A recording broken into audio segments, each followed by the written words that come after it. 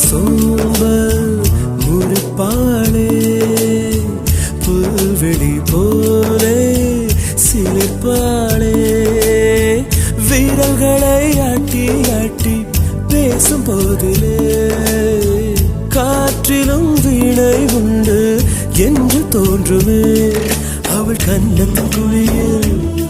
சிறு செடிகளும் நடலாம் அவள் கன்னத்தின் குழியில் அழகழகா சிறு செடிகளும் நடலாம் விதவிதமாய் ஏதோ ஏதோ தனித்துவம் அவளிடம்